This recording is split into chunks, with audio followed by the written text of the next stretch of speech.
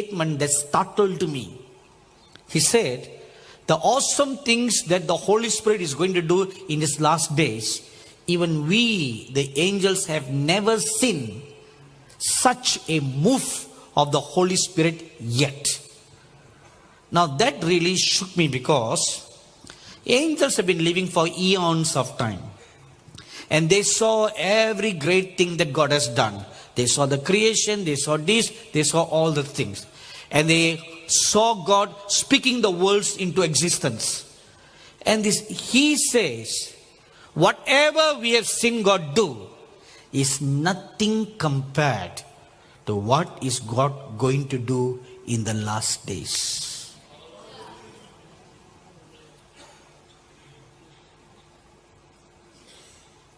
That is mind-boggling. Mind-boggling.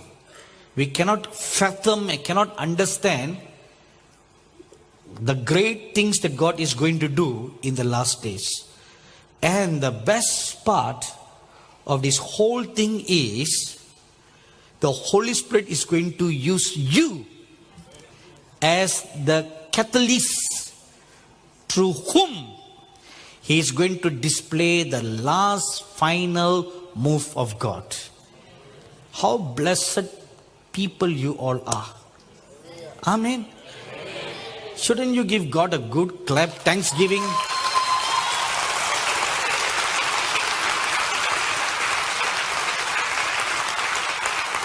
You know, our dear brother Neville always says this sentence. He never fails to make mention of this sentence everywhere. He says, you could have been born in the 18th century, the 12th century, or the 1st century. You could have been born even during the dinosaur age. You could have been born, or during the Stone Age days, or during the caveman age. You could have been born, or during Flintstones age. You know, you could have been born all this age, but God purposed that you should be born in such a time as this. For such a time as this.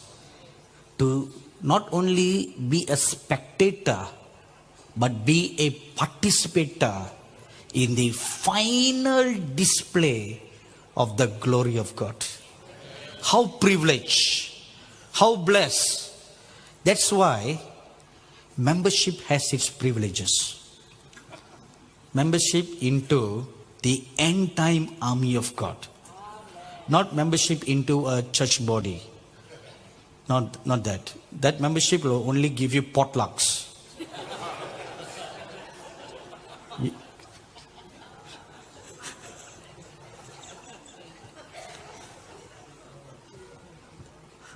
You all never have potlucks in your church? Yes or no? Then why do you give me the look as if you all are so holy saints who never have potlucks? You just fast and pray all the time. Look at your faces. You have potlucks, don't you? Right. We don't want that kind of membership, do you? You should become a member of God's end time army. The remnant church, who will experience all the glories of God for one final display.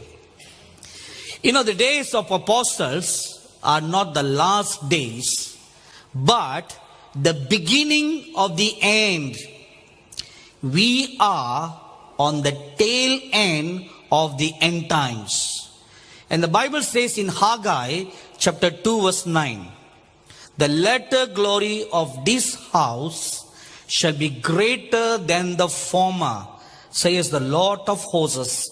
And in this place I will give peace, declares the Lord of hosts. Now if you look at this scripture very carefully, two words are mentioned there.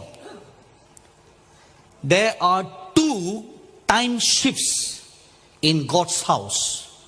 The first is called the former house. The second is called the latter house. Now what is the former house?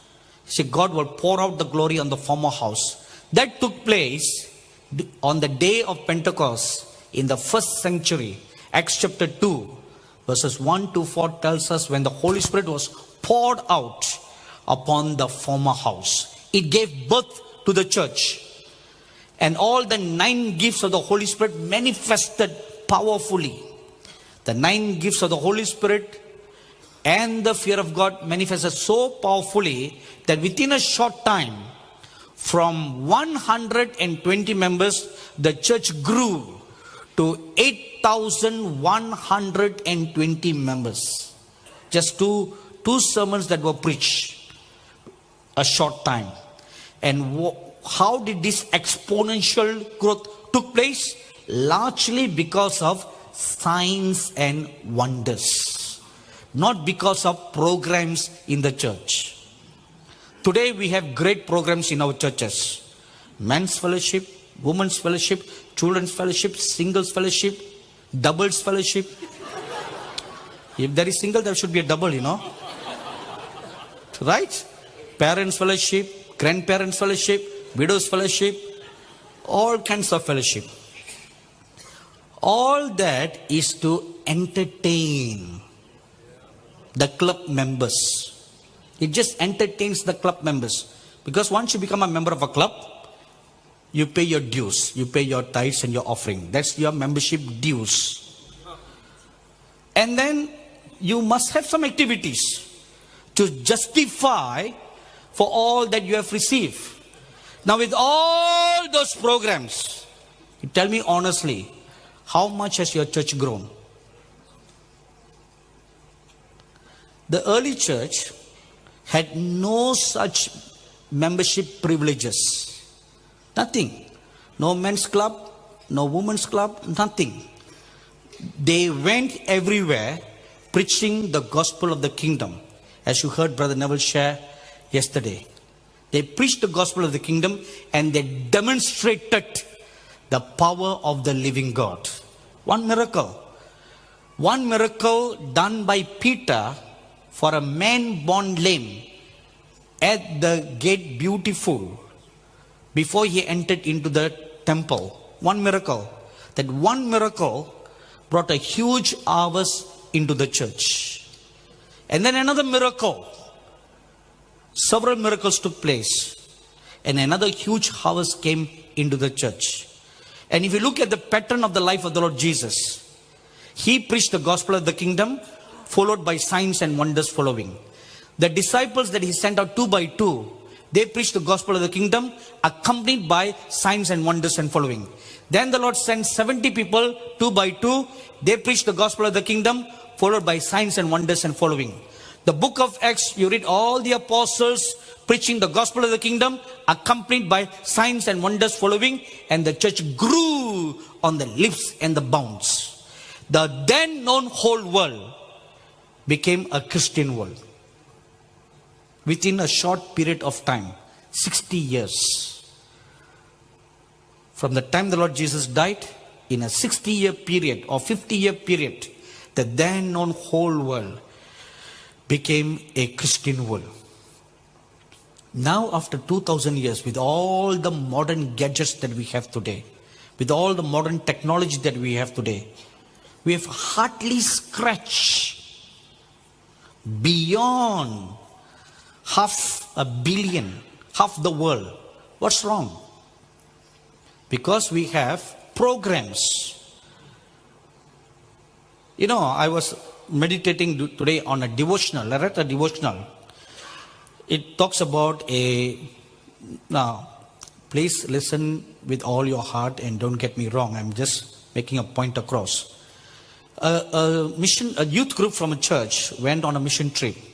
And the focus or the agenda was to show the love of Christ to the third world people. So what did they do? They went and built houses. They repaired this, they repaired that. They showed the love of Christ. So when I read that, I pondered, I pondered. Because when I heard Brother Neville's message last night, I went back and I skimmed through the scriptures. Look at every time the Lord Jesus preached the gospel, every time the disciples preached the gospel, it was the gospel of the kingdom accompanied by signs and wonders following. That is the pattern. When the Lord Jesus sent out the disciples, he gave them two commands. One, preach the gospel of the kingdom. Two, heal the sick. This is a command. That does not mean we cannot do good. That should be secondary, not the primary focus.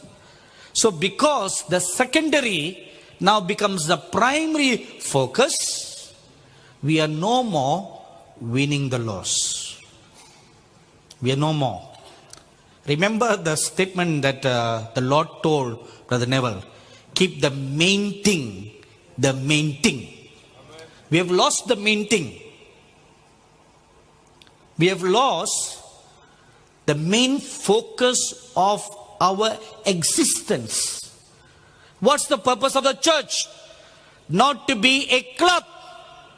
Ephesians chapter 4 verses 11 to 13 says, God gave an apostle, the prophet, the evangelist, the pastor and teacher to equip the church so that they will all become ministers of God, to do the work of an evangelist, not to warm the pews, not to find your life partner in the church, not to create problem in the church, divide the church, and then you start another church.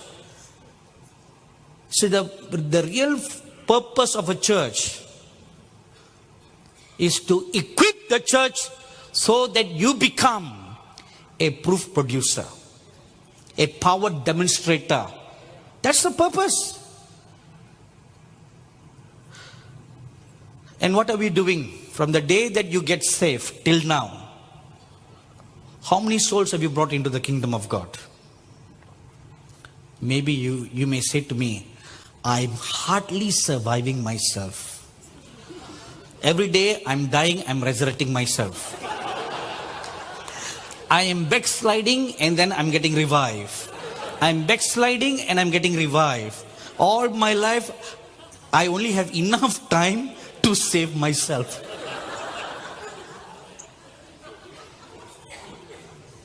How can I go and evangelize others when I am dying and resurrecting, dying and resurrecting?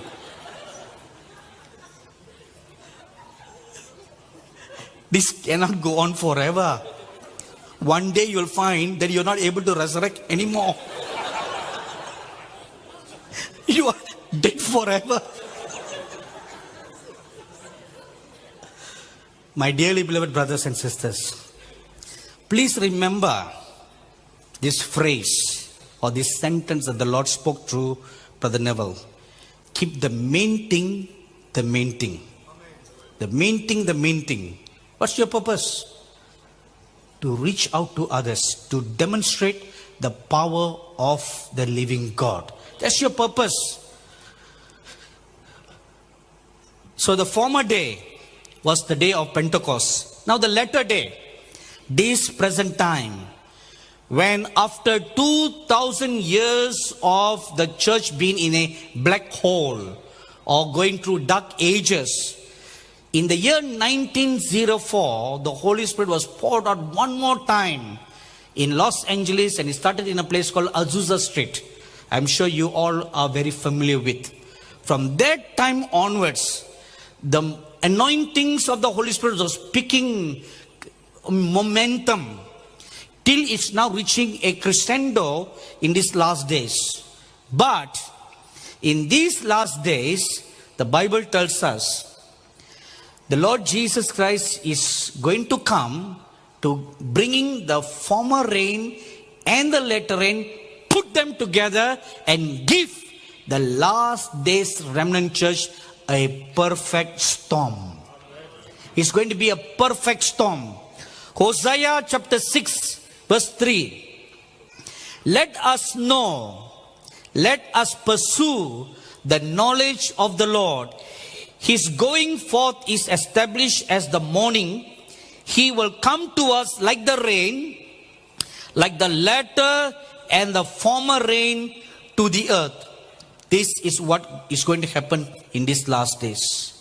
The former house is going to get all the glory. The latter house is going to get all the glory of the former house plus the latter house.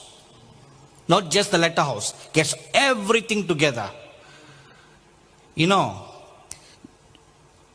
several years ago, we had a VHS videotape. Have you seen that? Okay, if you have seen that, means you are very old. If you have not seen it, means you are very young. Okay, all the old people. You saw VHS tape. After VHS tape, it transitioned to VCD players. From VCD players, it transitioned to DVD players.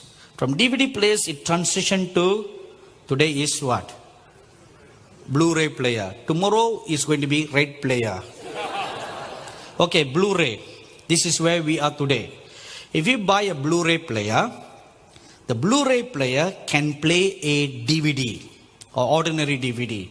Because the Blu-ray is of a higher standard, it can play anything that is lower. But if you buy a DVD player, it cannot play a Blu-ray. It cannot go up, but it can come down. In the same manner, in these last days, God is going to pour out the latter glory that also includes the former glory. So a double portion anointing. You know, in science, they say like this. Okay, before we go, let me tell you something else that the angel told me in Louisiana. The world has seen the Holy Spirit as a gentle rushing wind on the day of Pentecost. Acts chapter 2 verse 2 says, the Holy Spirit came as a gentle rushing wind. But it has not seen him as a tempest. A tempest as a storm that is gathered from the four corners of the earth as one great power that will blow upon the whole world. If you read Ezekiel chapter 37, verse 9 says, the prophet Ezekiel was commanded by the Lord to call forth the winds to come from the four corners of the earth and to blow upon the dry dead bones. He called the wind from the north, the south, the east and the west. They gathered together as one great tempest. And they came upon the bones, and the bones all joined together to form one exceedingly great and mighty army. And you all know very well that the word army does not include one soldier. Am I right, everybody? If it's just one soldier, the scripture would have said he became a soldier. But it says an army. An army means all the members in the remnant church coming together as one great army. No more one super church. No more. It's one great army of God, where everyone, the faceless, the nameless, the selfless ones. Remember the story about the donkey that was tied to the door in Matthew 21? You see, nobody ever goes and pampers a donkey. Do you? You don't. A koala bear looks very nice. Cute. You may hug a koala bear. Kangaroo, though it kicks us, yet looks very cute. But nobody will ever say, donkey, you're so nice. You're so cute. You have such a long face. Do you do that? No, we hardly give second look at the donkey. The donkey was tied to a doorpost until it gave birth to a baby. Now, what is the purpose of a donkey? Is a animal of burden. It carries burden. It's supposed to do work. But the Bible says this donkey was never used from the day that it was born till the day it was found by the disciples. No man has ever sat on it. So who does the donkey represent? You. I'm not calling you a donkey. I'm saying the donkey represents the nobodies, the faceless, the nameless, the selfless ones. You're not important enough to give a visiting card to anybody. That's why I don't carry a card. In these last days, God has need of you. He calls the donkey, come, I need you. It's the nameless ones, the faceless ones that are called by God. And He comes upon them. And it will cause the shaking. When the four winds come, it will cause a shaking of the heavens and the earth. The awesome display of the mighty power of the Holy Spirit will prepare for the coming of the Lord Jesus Christ. That's the whole purpose, to prepare for the coming of the Lord Jesus Christ. Haggai chapter 2, verses 6 to 7 say, when the power is manifest, then the desire of all nations will come. Now on Pentecost Day, the Holy Spirit came as a wind and filled the house. But in the last days, the Holy Spirit will come like a perfect storm, gathering Himself from the four winds. Now what are the four winds? Isaiah chapter 11 verse 2 talks about the seven spirits of God. The seven spirits of God are grouped together in force, like a four mighty river. The spirit of wisdom and revelation, the spirit of counsel and might, the spirit of knowledge and the fear of the Lord, and the Spirit of the Lord. Four winds. Four winds of the seven spirits of God. They come together as a mighty force. You know, when mighty winds and tempests blow, they just don't blow by themselves. Fire also accompanies it. In Revelation chapter 4 verse 5, you will read about seven flames of fire before the throne of God. And these seven flames of fire are the seven spirits of God. Now these seven fires will come and join together as one in seven colors of the Holy Spirit, and they will join the seven winds and come upon all of you. So what do they represent? God will anoint the last days remnant church with the seven spirits of God. Amen.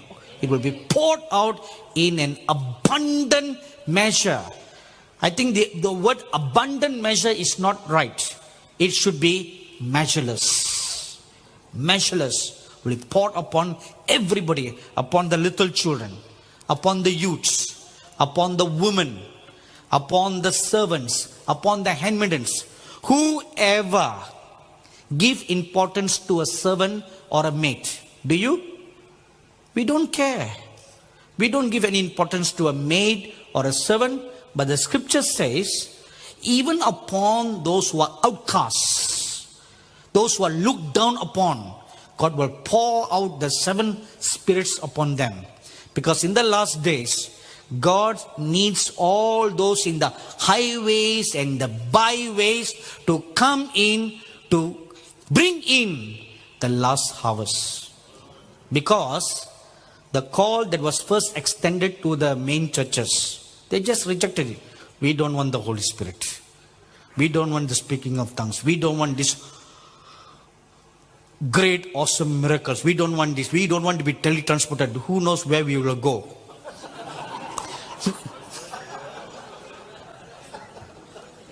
We don't know all that. So scary.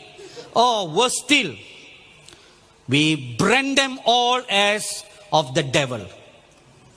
You know, during the Wales revival, as I mentioned to you on the first day, it swept, the fires of the Holy Spirit swept all over Wales. And those fires leapt over into Germany. And Germany caught the fire, one particular church, and was spreading until the established church called for a consultation. They wanted to discuss about this speaking in tongues business. And after consultation, they came to the conclusion and they put forth a declaration called the Berlin Declaration. where all the Lutheran churches and the established churches, they came to a conclusion, the baptism of the Holy Spirit accompanied by the speaking of unknown tongues is of the devil. And we don't want anything to do with all this. And the door of Germany was closed to the Holy Spirit. Shortly after, Hitler rose up in Germany. See, you close the door to the Holy Spirit, and then you open the door to the devil. The devil came in and raised up Hitler, anointed him, and he started the First World War. Millions of people died. And then he went out on a rampage, killing 6 million Jews. Now, who is responsible for all that? The church. It's because of the church that Hitler rose up. If on that day, all the churches in Germany had embraced the Holy Spirit, Hitler would have never risen up. Agreed, everybody? Hitler would have never risen up.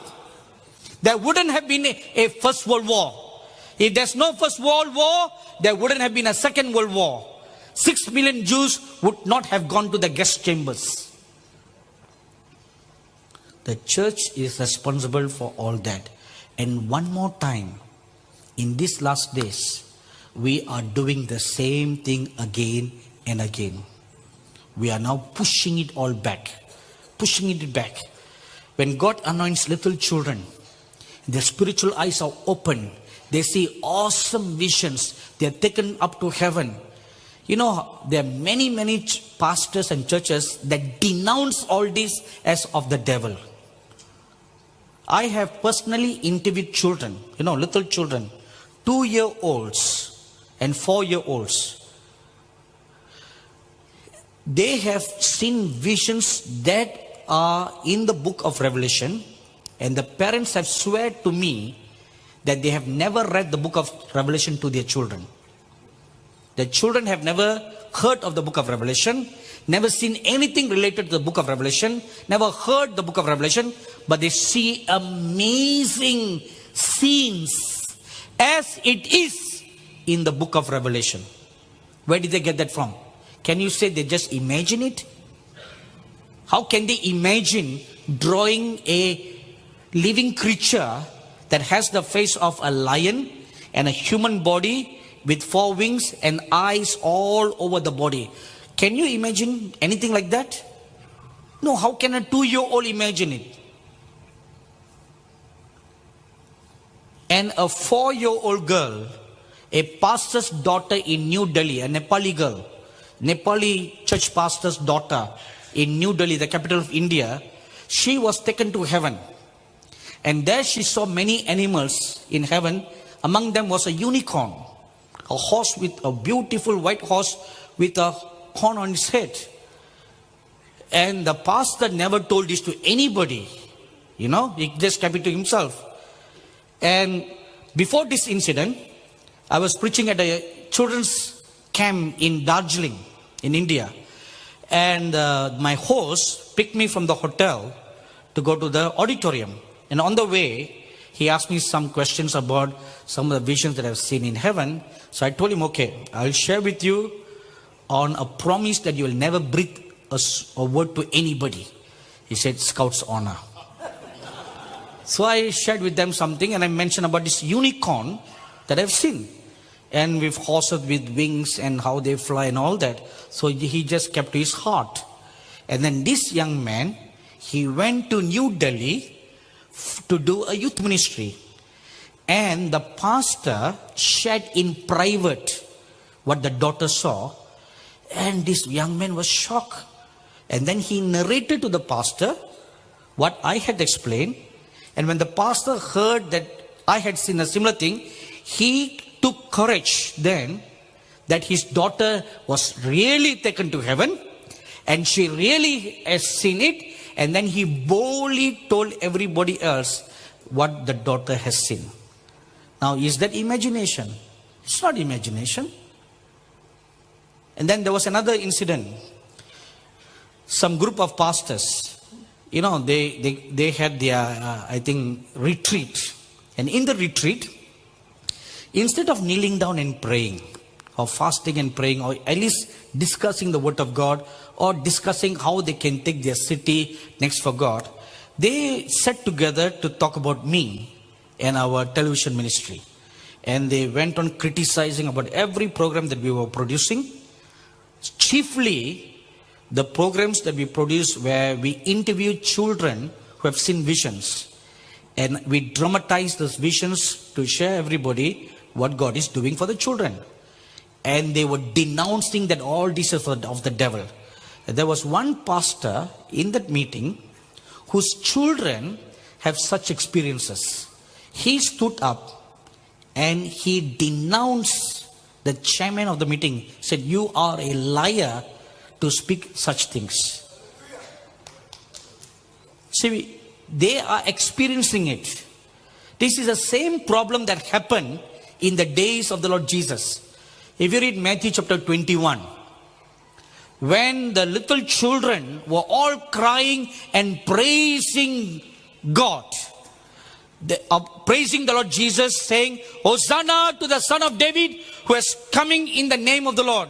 The Pharisees, the established church leadership of that day, rebuked the children and asked the Lord Jesus to shut them up. Little ones. See, when the big ones or the older people, when they sang, these people had no problem.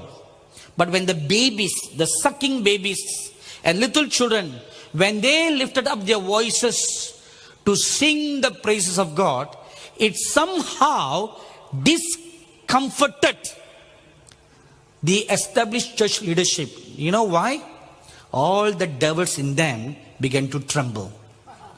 Because the Bible says in Psalms 8:2 that in the last days, the little babies from 0 age up to 4-year-old, they are going to cast out demons.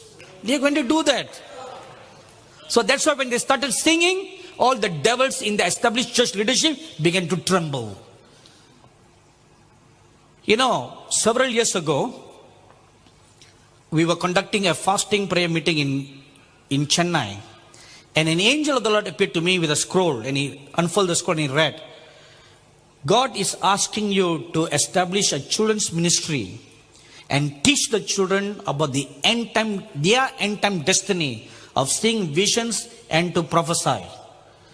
And the age group was 5 to 12. So we began to conduct a separate meeting for the children from that time onwards.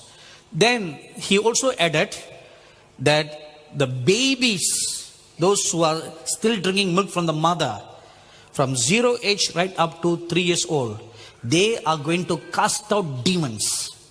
And this angel pointed this scripture to me, Psalms 8:2.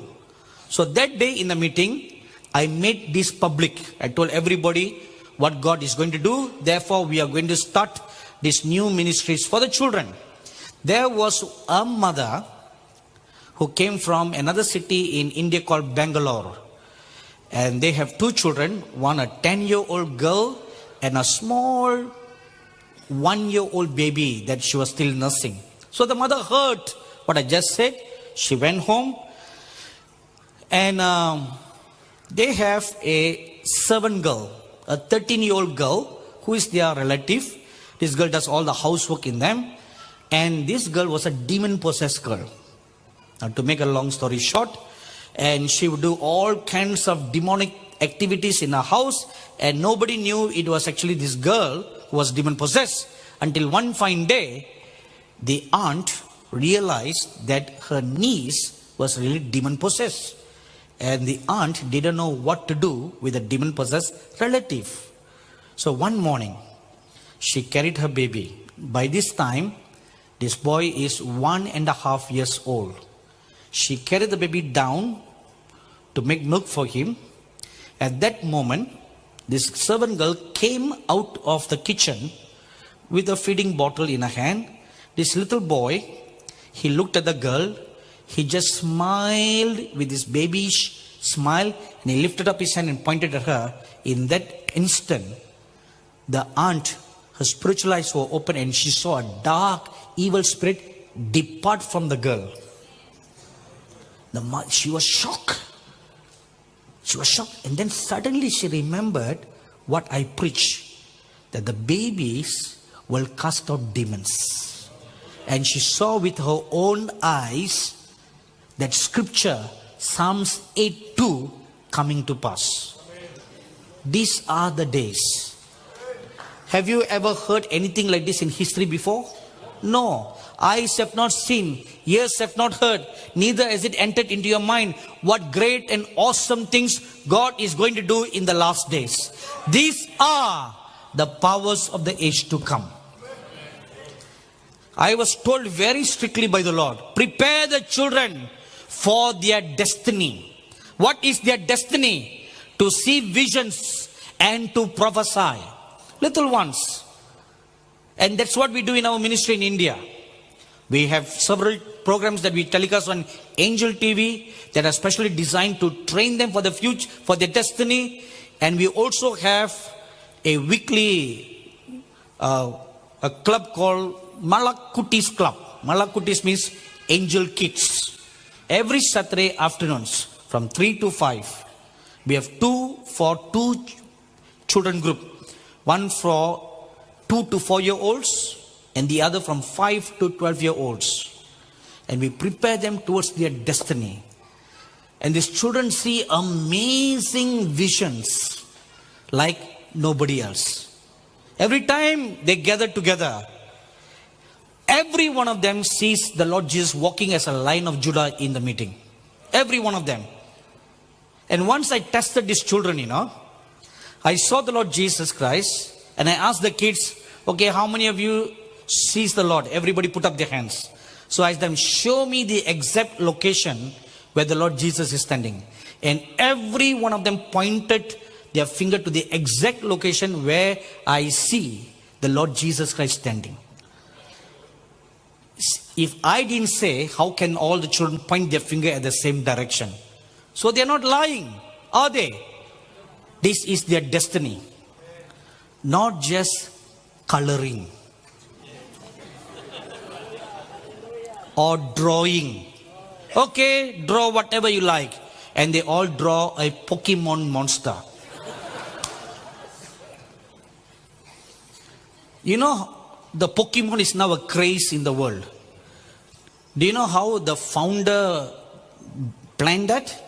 The founder is a former Christian and he designed those Pokemon. This is his own testimony to rebel against his godly parents.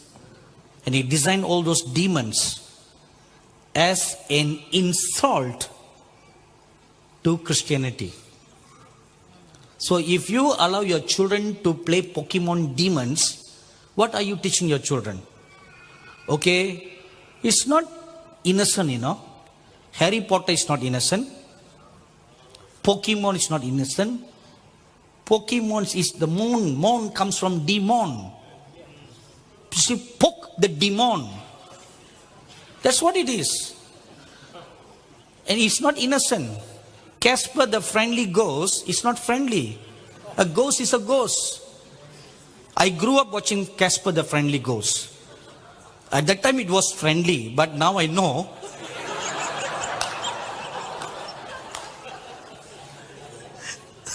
It's not so friendly, ghosts are ghosts. There's no such thing as friendly ghosts or unfriendly ghosts.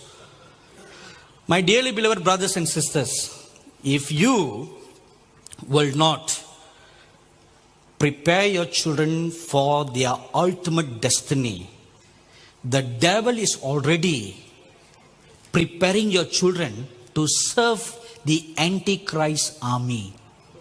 So whom do you want your children to serve? The army of God or the Antichrist army? If you will not do anything about it these days, just like what Mordecai told Esther, if you are going to remain silent, your kids will be the first one to take the mark of the beast. Because their mind has already been programmed by the demons. Already all programmed. And if their minds are programmed, your mind will be, without much further, also be programmed to receive the mark of the beast. So the final manifestation of the Holy Ghost will be in great power and great glory. We must therefore have a knowledge of the workings of God in these last days. How are the gifts going to manifest? We mentioned earlier that everything works by faith. Translations by faith. If it is by faith, why go through a seminar? This is what God is going to do. But we need to have the knowledge. Like I mentioned to you earlier, Michael was able to have all these wonderful experiences because someone who had plowed the land wrote a book. And through the book, Michael was taught, Michael was tutored, Michael was trained how to enter into the realm of being translated. Somebody taught him, somebody trained him. That's the purpose of all this. Schools of translation, schools of prophets. The purpose is to teach you how to engage in the truth so that you will not be deceived by the false. So now, what are some of the powers of the age to come? Now, we are not able to go into great detail, but whatever that's written in these last days, 7 horns anointing is in a greater depth of the powers of the age to come, which I'm going to share shortly right now. Number 1, our bodies will be infused with the power and the glory of God. Acts chapter 5 verse 12 to 16. The power and the glory was so infused in the body of Peter, so much so when he walked on the streets, his very shadow touching the sick healed the sick. How can a shadow in the natural heal anybody? It's not the shadow, it's the aura. See, the glory produces an aura. I'm sure you're familiar with that. It's that aura. When you come within that perimeter on the ground of that presence, the aura of God, you are healed. So that is the first one. That is why you read in Exodus chapter 3, verses 2 to 5, when the prophet Moses came within the vicinity of the burning bush, the angel told him, remove your shoes. He came within the aura of the presence of God. And the presence of God is holy. Again, you read in Joshua chapter 5, verses 13 to 15. An angel of the Lord appeared before Joshua, and this powerful angel carried the very presence of God. So when he came near, the first thing, as soon as his feet touched the perimeter of the aura of the glory and the power that this angel was carrying, the first thing he was told, remove your shoes. You are standing on holy ground.